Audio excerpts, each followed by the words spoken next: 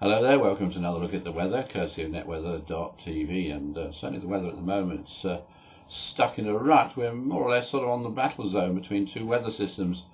We have high pressure to the east of us and low pressure to the west of us, and weather fronts are desperately trying to come in and bring us more unsettled weather, but they're getting stuck in the west and they fizzle out. So if we have a look at the surface level pressure, you can see what I mean there. We've got high pressure over Eastern Europe and Scandinavia, low pressure to the west of us, and that means that in between we have a squeeze of southerly or southeasterly winds, and of course they're pretty mild winds too.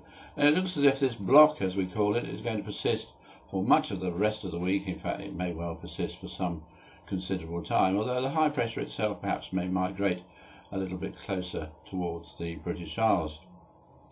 So let's have a look and see what that does to the temperature of the atmosphere, and you can see there's no sign whatsoever of any cold weather in the offing, not only near us, but on much of the continent either.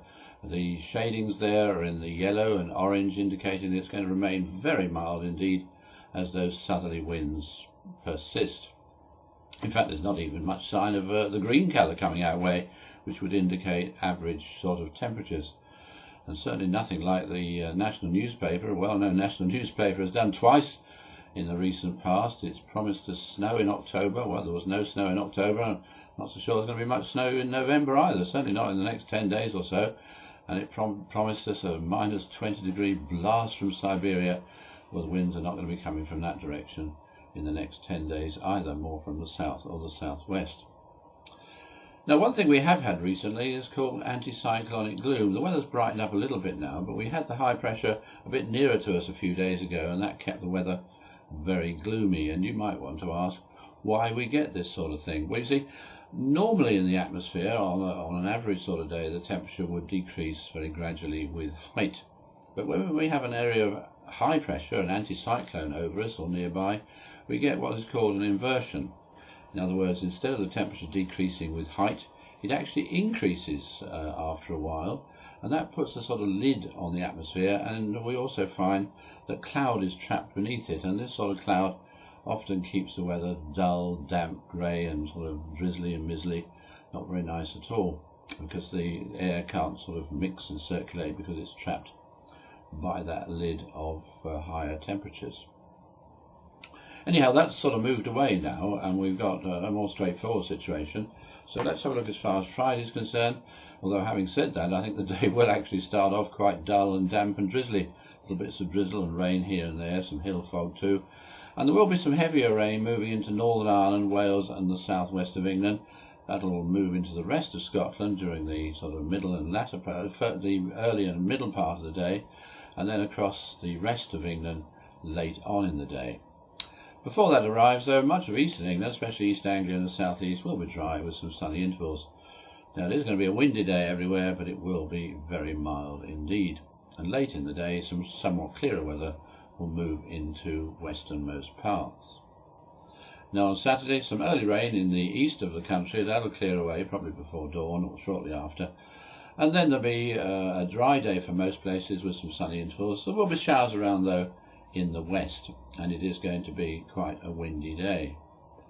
Now, there will be some cloud and rain coming in late in the day, spreading northwards across southwest England, Wales, later on in the day that is, and there may even be some cloud and little bits of pieces of rain moving across the southeastern part of England as well at the same time. So it does mean to say that on Saturday we have the Lord Mayor's show. Well, actually for the show itself, quite pleasant I would imagine, dry and bright. But there is a chance for the fireworks in the evening that we get some lower cloud and perhaps the odd spot of rain. We hope not, because low cloud, of course, doesn't do well for fireworks because they're inclined to disappear into the murk.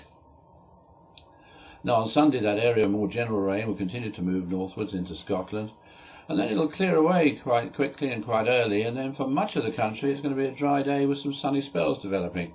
It is going to be windy though, and near to the northeast of the country, especially near the coast, it'll probably stay dull and damp with some drizzle around, and again it'll be a very mild day. Of course, we have the Remembrance Day parades throughout the country that morning, and I think for everywhere really it should be quite nice weather, pleasantly mild to go with it. Then on Monday, that dull, damp, drizzly weather persists in the northeast of England, eastern parts of Scotland, Be a good deal of cloud elsewhere probably to start the day, but there will be some sunny spells developing, especially in the southernmost parts of England and the northwestern corner of the country.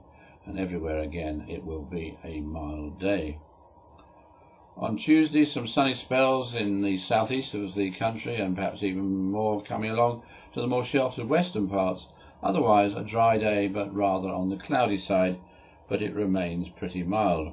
And indeed for the middle and latter part of the week it remains mild, mostly dry to begin with variable cloud and perhaps a bit of sunshine, but it will become more unsettled again from the southwest as the week goes on.